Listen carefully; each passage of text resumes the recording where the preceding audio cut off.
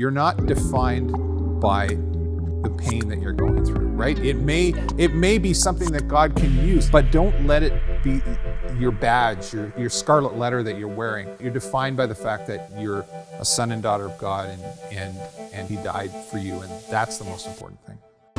Hello everybody and welcome. I hope you guys are all having a good day. If you do not know me, my name is Desiree and I am the young adults pastor here at Broadway. And I'm so excited because we have Pastor Paul with us today. Pastor Paul, how are you doing? I'm doing great. How are you? Yeah. I'm doing good. I'm doing pretty good. So Pastor Paul, I want to introduce you to everyone and kind of let everyone know what you do here at Broadway, but you do so many different things, so I don't even know really where to begin. So I thought maybe you can let us know what are some of the things that you do here.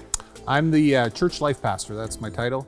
So under that portfolio, I'm the campus pastor here in Vancouver. So on Sundays, I'm here in the service, connecting with people, praying with people, being the pastoral presence here on a Sunday morning. I'm also overseeing our missions program. So that's our global outreach, which is our partnerships worldwide, as well as our short-term mission trips. I also oversee our prayer ministries and our benevolence ministries as well. Nice. So just a couple things that you do here. Not too much. Yeah, I enjoy it. I also get to interact with lots of different groups. I oversee our seniors ministries. Pastoral care is part of my responsibility for the whole church and all our campuses. So I really enjoy that all my job, but especially that part of my job. Great. And thank you for joining us today so we can learn a little bit more about you, more about your life. But I thought before we get into all of that, maybe you could share with us a fun fact about Pastor Paul.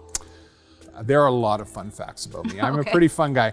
I'm from Newfoundland. I was born on the other side of Canada. And so I was born and raised until I was about 12 years old in Newfoundland. So that's my origin story. I'm a Newfie. Oh, wow. And then did you come from Newfoundland to Vancouver?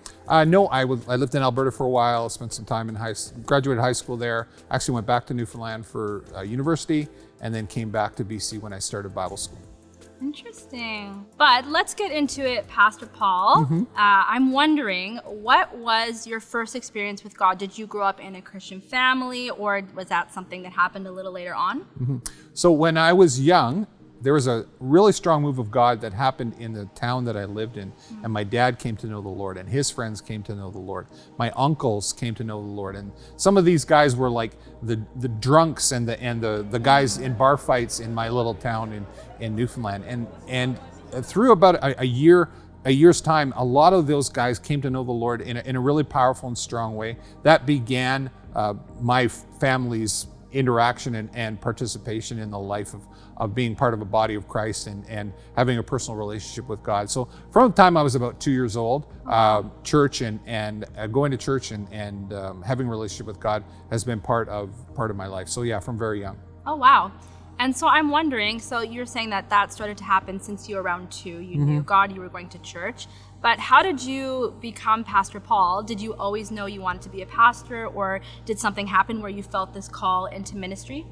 Yeah, so when I was in youth group, so I'm about 15 or 16 years old, I went to one of those youth conferences that many of us have gone to when we were younger. We went to, I was living in northern Alberta at that time. We went to Calgary, drove the bus all the way down to Calgary. I remember sitting in the balcony of a church just like this one and hearing someone preach. And you know how people talk about, God spoke to me, but it wasn't an audible voice. Well, for me, that night, it actually was an audible voice where I felt God say, "This is what I have for you." And the preacher on stage was talking about responding to the call of God to enter full-time ministry. And I heard a voice say, "This is what I have for you."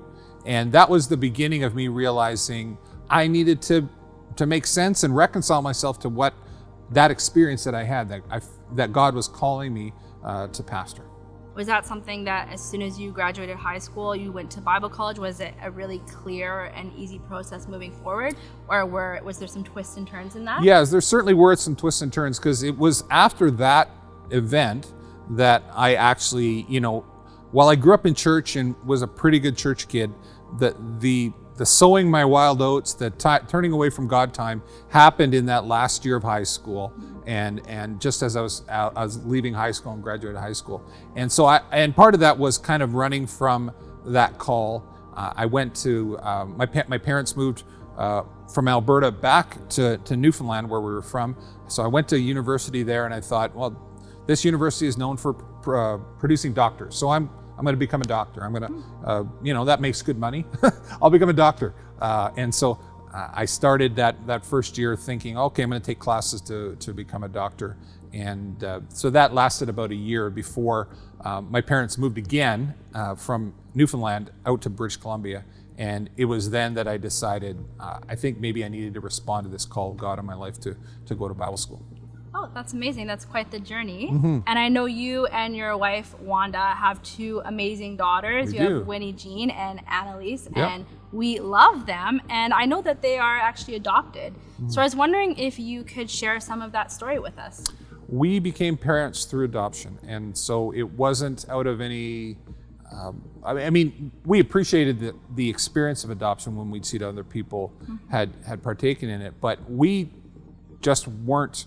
It wasn't happening for us to have kids. The doctors didn't say there was any reason. They just said, you haven't had kids yet. And it had been about 11 years or 10 years since we've been married that this just wasn't happening for us. So we decided to kind of deal with our emotions about adoption and go and apply. And so we Googled adoption agencies, and at that time we were living in downtown Vancouver, and we found an adoption agency in North Vancouver just across the C-bus terminal. So we took the C-bus over there and said, hey, how do we do this? And so we applied to adopt from China. And so that happened at the end in December of one year, and then in April of the following year, after we'd been approved to adopt from China, just 3 months later, we got a call from my wife's cousin. And my wife's cousin had adopted a child from Hawaii. And she said that her adoption agency had called her and said there was another child available for adoption. And if they were wondering if my wife's cousin wanted to adopt a second child. And she said, well, we can't right now, but my cousin in BC just got approved to adopt. And they said, well, get her to call us. And so we called, and this was on a Thursday, and it was in April, and it was Easter weekend. So it was the Thursday before Good Friday. We called, and she said, yeah, you guys are approved to adopt, so we would love to have you adopt this child. And we're thinking, like, really? Like, is this really happening this way? And so I called the adoption agency back and I said, I think we found our own baby. I don't know if that's a crass way of saying it, but I feel like we found our own baby. And they said, yeah, this is the legit thing, and this person is a legit organization, and yeah, you can go and get the baby. So 7 days from that phone call, my wife is having Annalise put in her arms. Wow. And it was that quick. And Annalise was 9 days old at that time when she came into our family. And it took us a whole month to get her home, to get all the paperwork done that we could bring her back to Canada.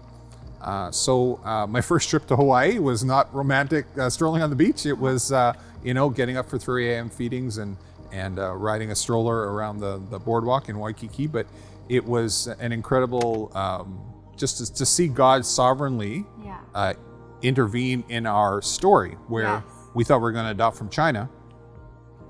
And here comes this beautiful baby from Hawaii.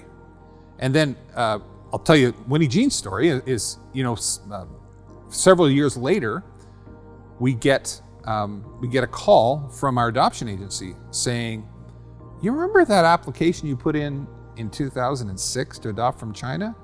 Well, you're now at the top of the pile. And this is 2013. This is a lot of time later.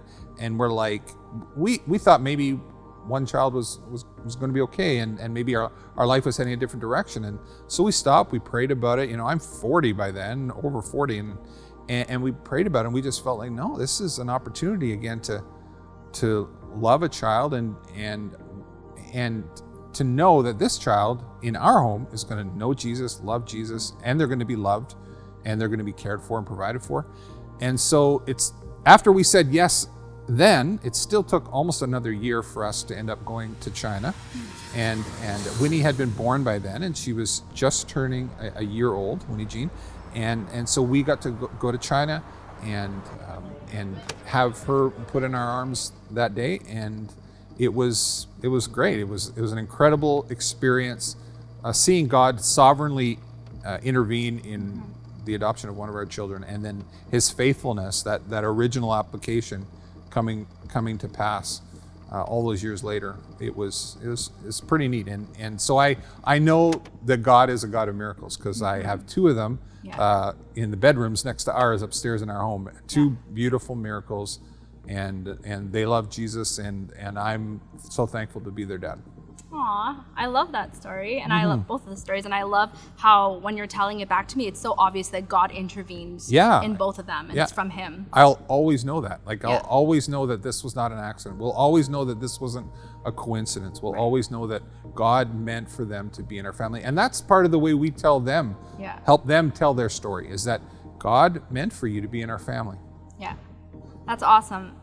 I'm wondering if we could go back for a minute, because before you had shared their stories, you had said that you had waited, you and Wanda, 11 years to have children. And I'm wondering if in that process, in year 2, in year 3, in year 4, of maybe some of the uncertainty, maybe even disappointment. I'm not sure what you guys were feeling, but can you maybe share with us a little bit of what that was like to walk through? Painful, yeah. It was part of it was, you know that God loves you, and God has a plan for your life. You know that God cares more about the issues of our heart than even we do. But every Mother's Day was painful. Every Father's Day was painful. You still know, your common sense says, I still need to be happy when my brother has kids. I still need to be happy when my wife's sister has children, and we need to participate in their life. We need to be good uncles and aunts, and we were the best uncles and aunts for those kids. And so that was great, but personally it was painful. And I would say Mother's Day and Father's Day especially was hard every year when it came around. And so that's what made it so exciting, that when I say it took us 11 years to have kids, we actually walked through the international arrivals at YVR on our 11th anniversary. Oh, wow. That was the day that we brought Annalise home, and walk through, and we're here and we're parents, and she's ours, and so that was special, and yet those years were very painful. They were painful when we thought about that. It didn't ever become something that overtook our life. It didn't ever become something that we felt like defined us, but yet it was definitely a wound that we carried, a limp that we walked with, was that inability to have a family. Yeah, thank you for sharing that with us.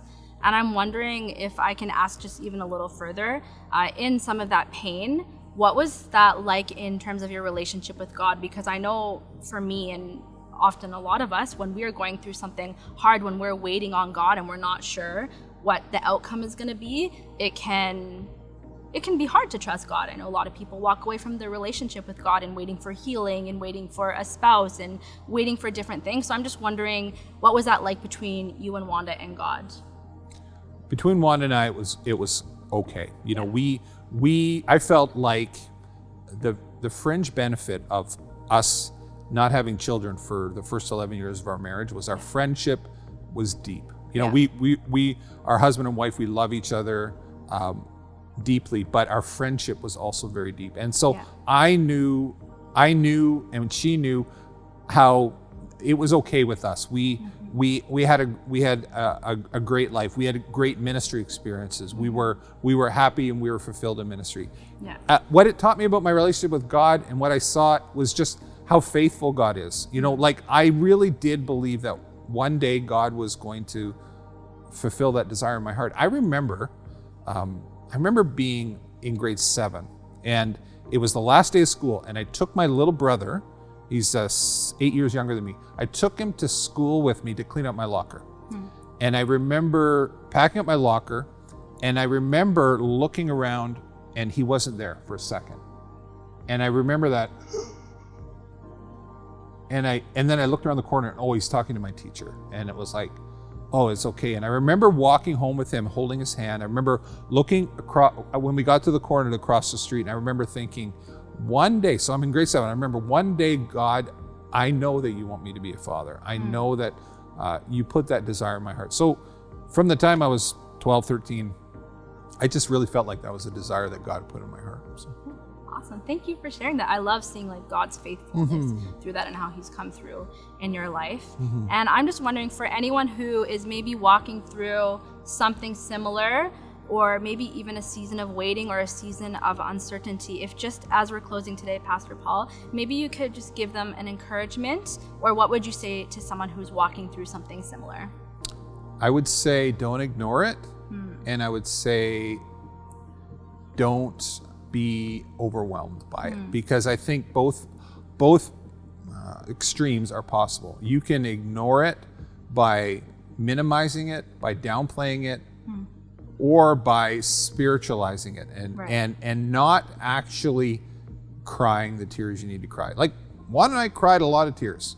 Wanda and I said a lot of things to God with question marks at the end of those sentences. Why are you doing this? Why do we have to wait? Like we're honest with our feelings. I would say don't minimize it, but don't be overwhelmed by it too. You're not defined by the pain that you're going through, right? It may be something that God can use. Like 2 Corinthians 1 talks about us being comforted from God so that we can comfort others with the comfort we've received. And so what you're going through may be something that will help you identify and connect with someone else who's hurting, but don't let it be your badge, your scarlet letter that you're wearing of I'm lesser than, or I'm someone who is walking with this terrible thing in my life because this hasn't happened, or I haven't been healed, or I'm missing this